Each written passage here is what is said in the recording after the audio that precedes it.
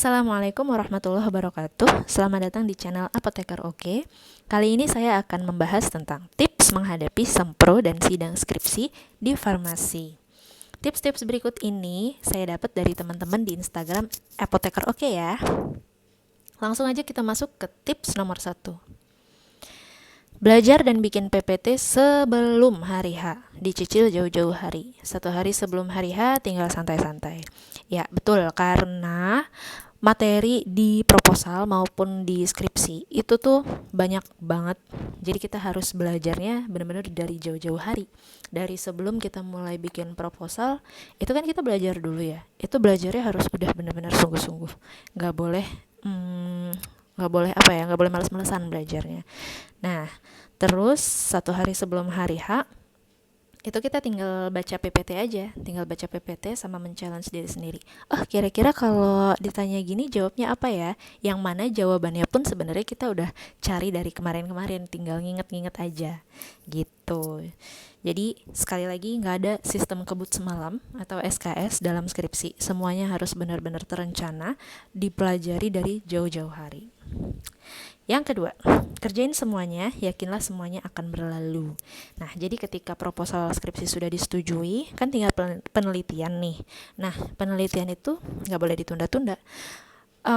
Kerjakan semaksimal yang kita bisa secepat-cepatnya gitu. Jadi misalnya hari ini bisa mengerjakan langkah A, ya kerjakanlah semaksimal mungkin gitu. Jangan sampai hari ini bisa ngerjain langkah A tapi karena kita males jadi nggak dikerjain, terus akhirnya tertunda gitu. Itu salah besar. Kerjakan apapun yang bisa dikerjakan hari ini, meskipun cuman ngerjain format ya, format skripsi kayak misalnya layout halaman, cuman ngerapi-rapiin aja, meskipun cuman bisa ngerjain itu hari ini, kerjakanlah gitu, karena itu akan menghemat banyak waktu gitu daripada menunda-nunda.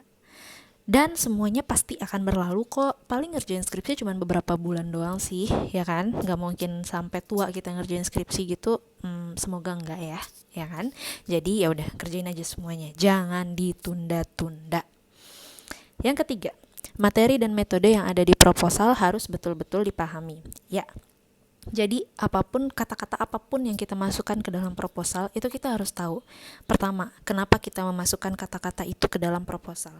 Kenapa enggak kata-kata yang lain? Begitu juga metode. Kenapa pakai metode ini? Kenapa enggak pakai metode anu? Ya kan? Kenapa pakai bahan yang ini? Kenapa enggak pakai bahan yang anu? Kenapa alatnya yang ini? Kenapa enggak yang anu? Gitu. Itu kita harus tahu. Kita harus benar-benar tahu kenapa kita pakai itu dan langkah-langkahnya apa aja, itu kita harus benar-benar udah paham apa sih di luar kepala lah gitu. Nah, yang keempat, ini penjelasan dari yang ketiga ya, lebih detail lagi.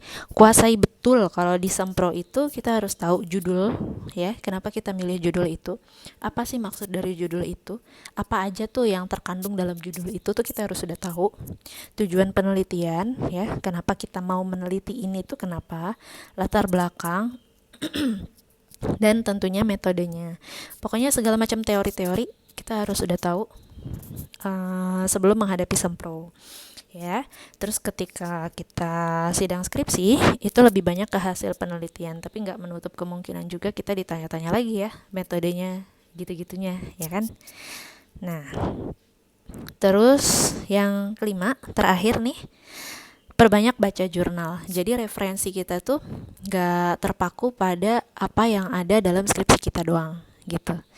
Kita maksudnya apa ya, kan misalnya kita udah memasukkan 5 jurnal nih di skripsi.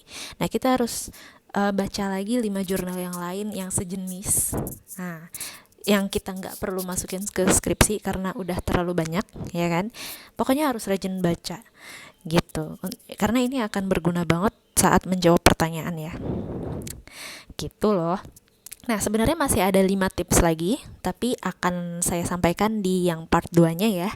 Part 1-nya cuma sampai sini aja. Terima kasih banyak sudah menonton. Wassalamualaikum warahmatullahi wabarakatuh.